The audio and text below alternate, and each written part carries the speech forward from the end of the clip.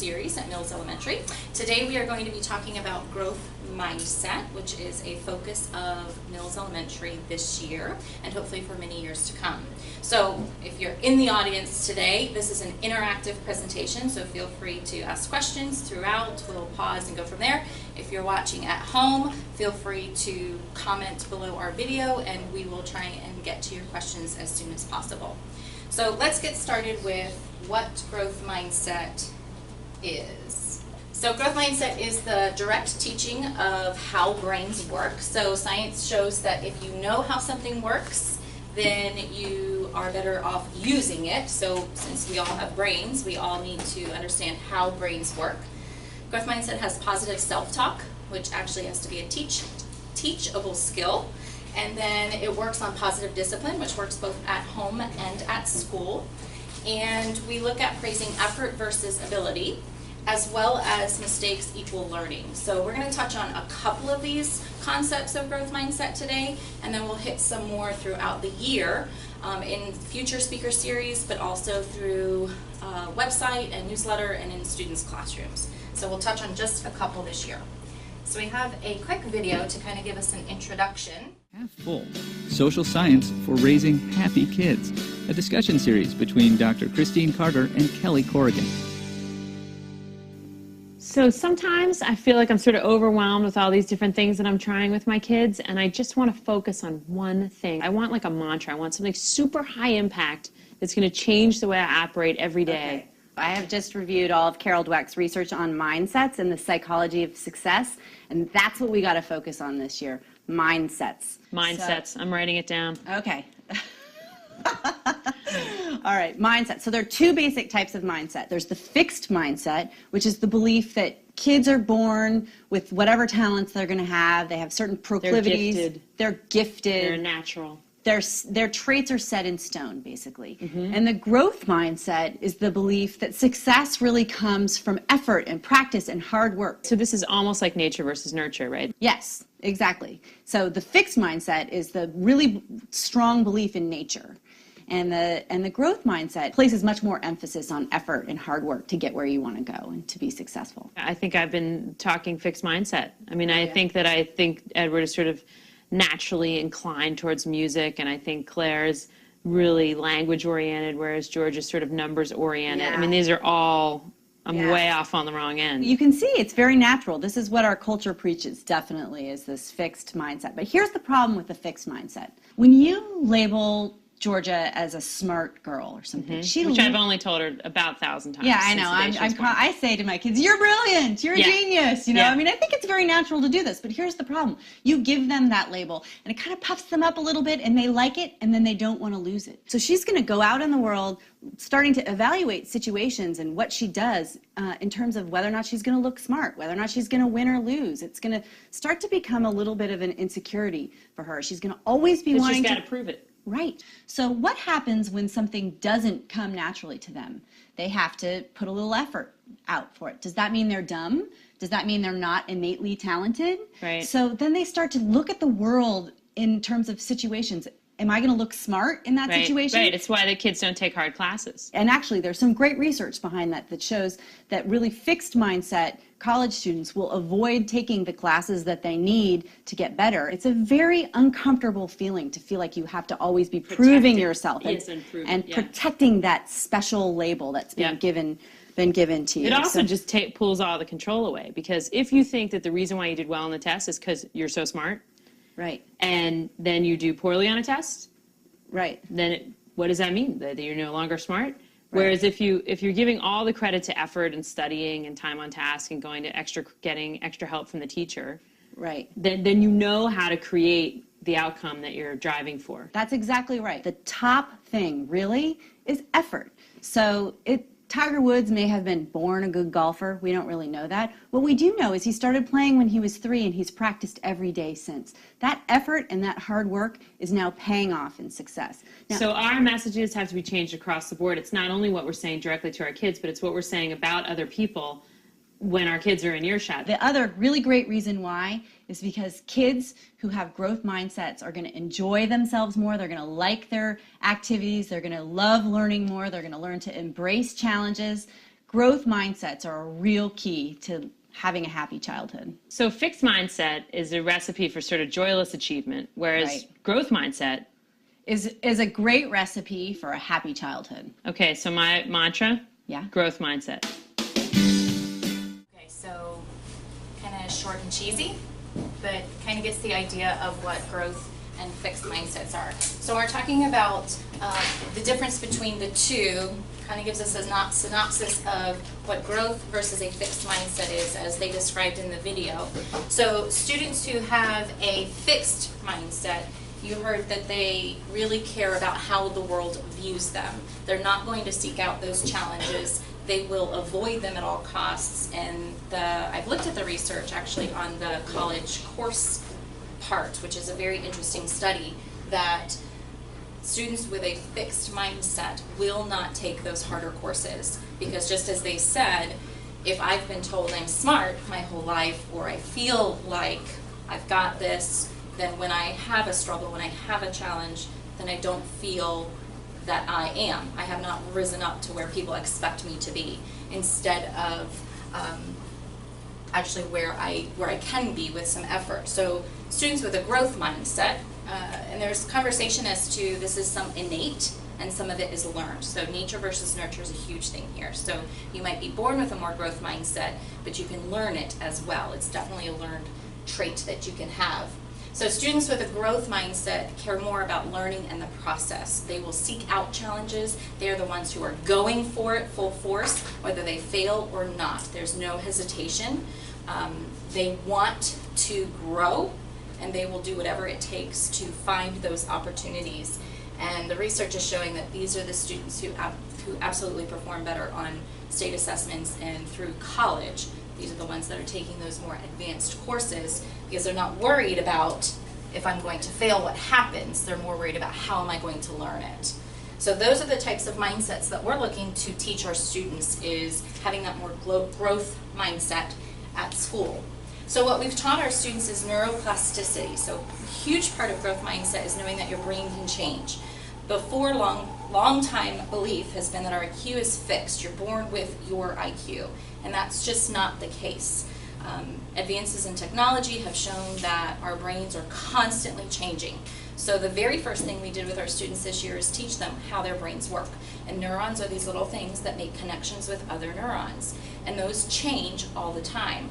The harder something is, the more mistakes that you make, the stronger those connections are. If you don't put the effort and practice in, then your connections kind of stay weak and they break very easily. So a lot of times we'll see that at school, where I taught you this, what happened over the weekend? Well, there wasn't enough training of that brain, or it wasn't challenging enough for their brain to hold on to it. So that comes with practice. So neuroplasticity is the term. We've taught our students what that means. And the good news about our brains, as I said, growth mindset is a learned trait. We can teach this. And what we find in society is kids are changing. Our brains are changing. And as a whole, we are teaching our kids how to have the instant gratification. And so growth mindset that's one piece of it. When we look at all of the things, we want it now. How can we get it now? How can I get it the fastest? And so when students come to school, they're expecting that they're going to get it now. And if I don't get it, that must mean I'm a failure. I'm not going to get it because it didn't come easy for me, which means I don't have it. I can't do it. So we have to reteach that, because society as a whole is helping to shape this next generation, and we kind of have to combat that here at school. Also in society, so we praise fast. Again, with getting it now, we hear a lot. My kid is in kindergarten, they're reading at a 3rd grade level, I'm ready for them to move forward. This summer there was a kiddo, 11-year-old, graduated from college. Our society goes for, my kid has it. My kid is way up here, instead of looking at the process that your kid takes to get there, which is far more important than already getting there. So that whole, life is about the journey, not the destination, goes along with growth mindset, because we want kids to understand the process so that they'll put more effort towards it. Our society praises people who have natural born talents. So people who can sing, people like Michael Phelps, who can swim for years and years. So what we know about people who have natural talents, that yes, nature versus nurture says some of us are born with the proclivity to do certain things, but without a growth mindset, they might never be shown.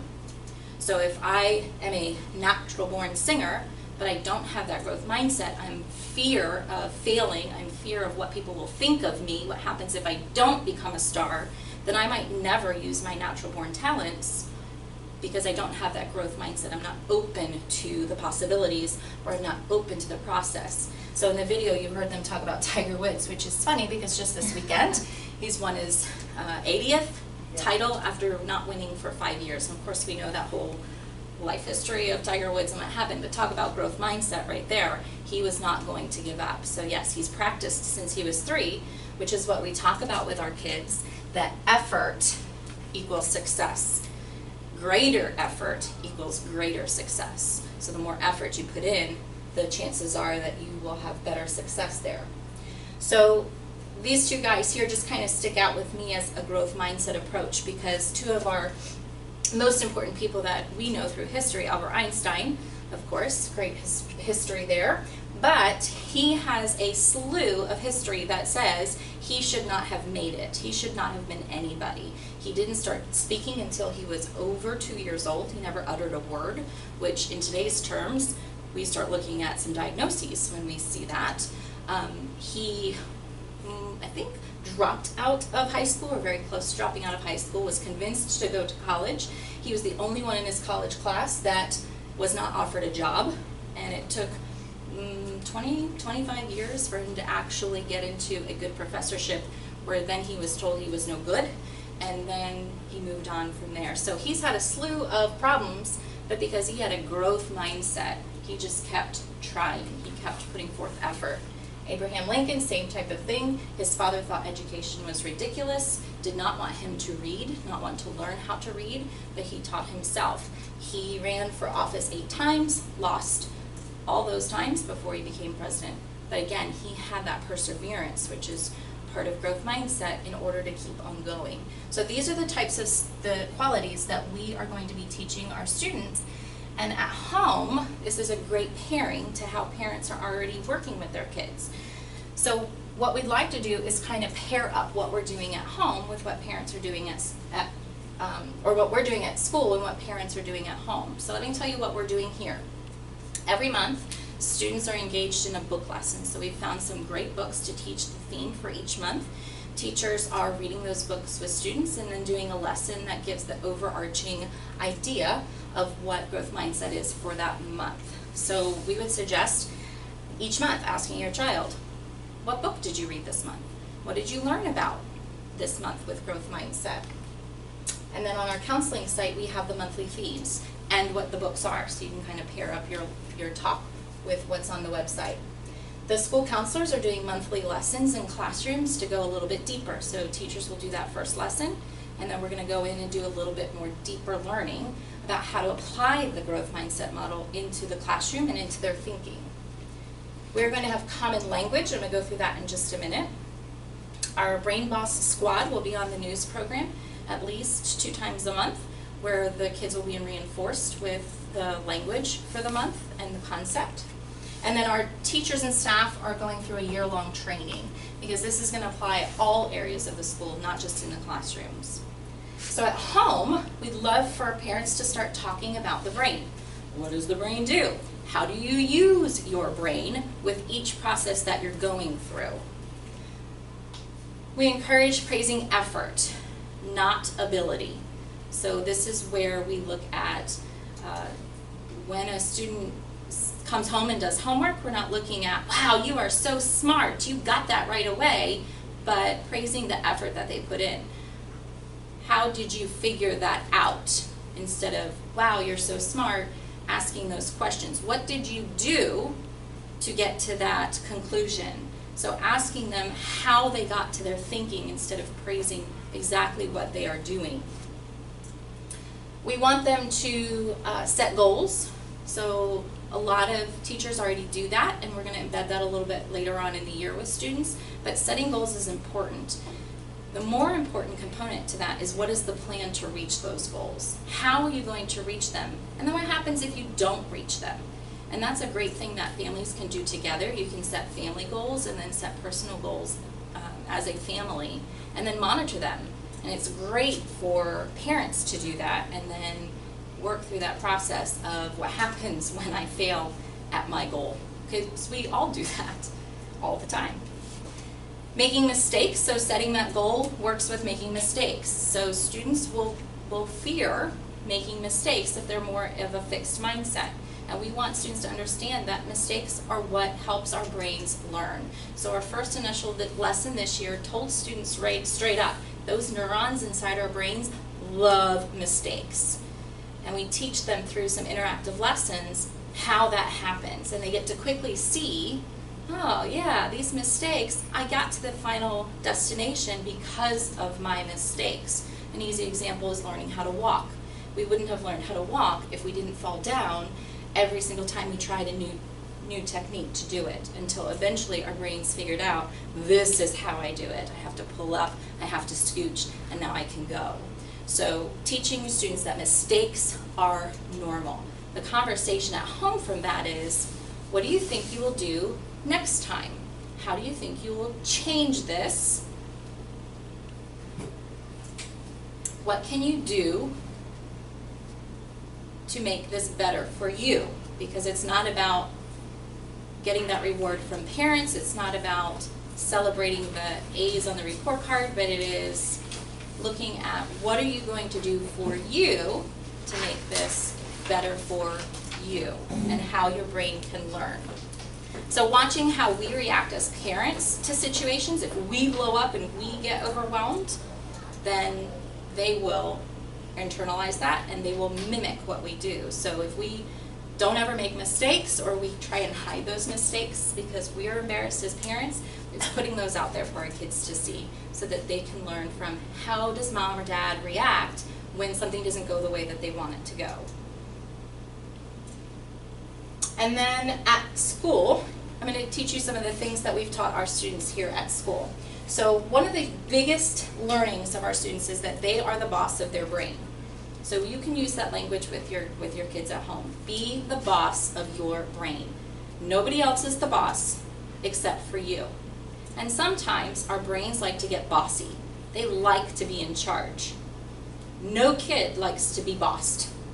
So if you use that language with them, then they will get to the part of, all right, I'm in control of my brain. What can I do to get back to being the boss of my brain?